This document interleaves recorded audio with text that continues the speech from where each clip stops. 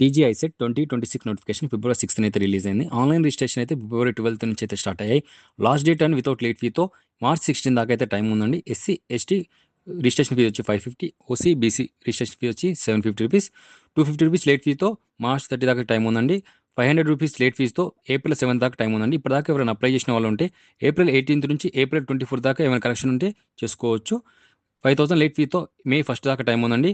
May 2nd or 3rd 10,000 ఫైన్తో last date అండి. Saturday Sunday 4th అయితే హాల్ టికెట్లు అయితే డౌన్లోడ్ చేసుకోవచ్చు. సెషన్ 1 సెషన్ 2 మే 13 కండక్ట్ చేస్తారు. సెషన్ 3 అయితే మే 14th ఉంటాయి ఎగ్జాము.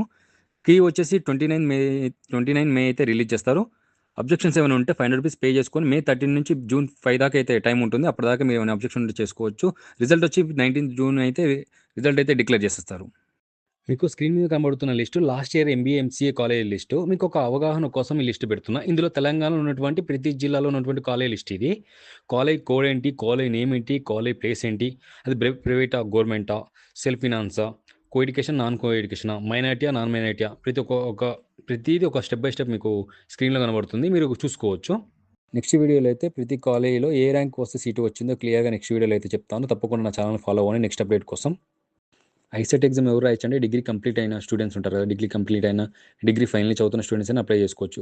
కంప్యూటర్ బేస్డ్ ఉంటుంది ఎగ్జామ్ అయితే 200 మార్కులకి. సెక్షన్లు వచ్చేసి 3 సెక్షన్లు ఉంటాయి. అంటే సెక్షన్ 1లో 75 marks, section 2 75 marks, section 3 50 marks. అంటే సెక్షన్ 1 ఎలక్ట్రికల్ ఎబిలిటీ 75 మార్క్స్కి, మ్యాథమెటికల్ ఎబిలిటీ 75 మార్క్స్కి, కమ్యూనికేషన్ ఎబిలిటీ 50 మార్క్స్. ఓవరాల్గా 200 మార్క్స్కి ఎగ్జామ్ ఉంటుంది. ఎంబీఏ కోర్స్కి అప్లై చేయాలనుకుంటే ఏదైనా గుర్తింపు పొందిన యూనివర్సిటీ నుండి ఏదైనా degree BA, BCom, BSc, BBA, BBM, BCA, BE, BTech, B Pharmacy పూర్తి చేసి ఉండాలి. కంపల్సరీ డిగ్రీ కంప్లీట్ చేసి ఉండాలి. కనీసం 50 మార్క్స్ అయితే ఓసీ వాళ్ళకి, 45 మార్క్స్ ఎస్సీ ఎస్టీ బీసీ వాళ్ళకైతే వస్తే సరిపోతుంది. ఏ గ్రూప్ అయినా ఎంబీఏ వాళ్ళకి ఎలిజిబుల్ ఉంటుంది. ఎంసీఏ ఎలిజిబుల్ అయితే ఎంసీఏ కోర్స్ అప్లై చేయాలనుకుంటే గుర్తింపు పొందిన యూనివర్సిటీ నుండి డిగ్రీ పూర్తి చేసి ఉండాలి. అంటే బీఎస్సీ, బీసీఏ, బీకామ్, బీఏ. డిగ్రీలో మ్యాథమెటిక్స్ ఒక సబ్జెక్ట్కి ఉండాలి. అంటే ఇంటర్లో కానీ డిగ్రీలో కానీ ఒక మ్యాథ్స్ సబ్జెక్ట్ కంపల్సరీ ఉండాలి. 50 marks OC, 45 marks SC ST BC వాళ్ళకైతే కంపల్సరీ ఉండాలి. మ్యాథ్స్ తప్పనిసరి ఎంసీఏకి అయితే.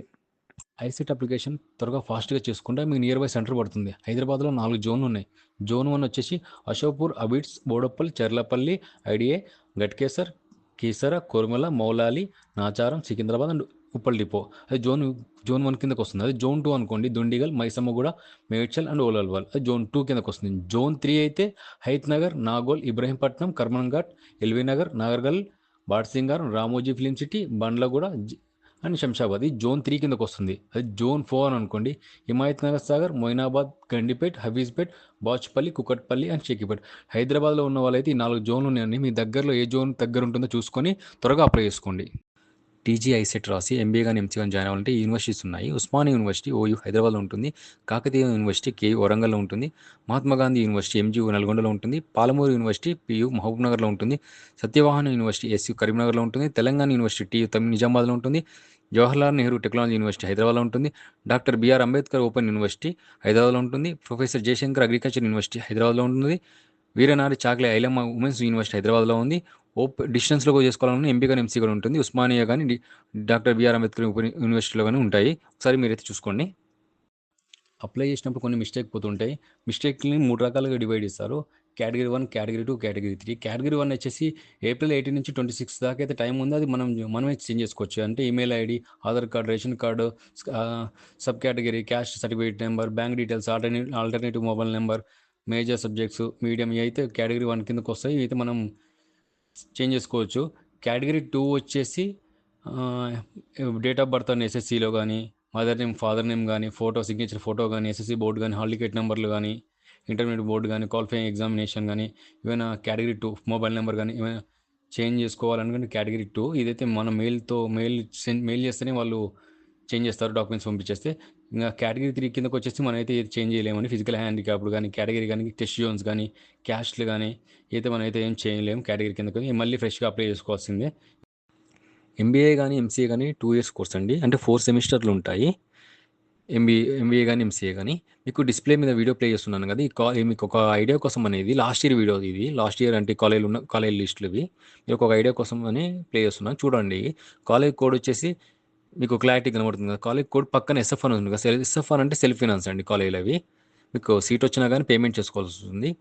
ఇందులో మీకు నియర్ బై ఏ డిస్ట్రిక్ట్లో ఏ కాలేజ్ ఉంది, గవర్నమెంటా ప్రైవేటా, కో ఎడ్యుకేషన్, నాన్ కో ఎడ్యుకేషనా చూడండి. మీ ప్రైవేట్ కాలేజ్, గవర్నమెంట్ కాలేజ్ మీకు ఒక ఐడియా కోసమని స్టెప్ బై స్టెప్ అయితే డిస్‌ప్లే అవుతుంది. మొత్తం ఓవరాల్‌గా లాస్ట్ ఉన్న కాలేజీలన్నీ డిస్‌ప్లే అవుతాయండి. స్టెప్ బై స్టెప్ నిదానంగా చూసుకోండి.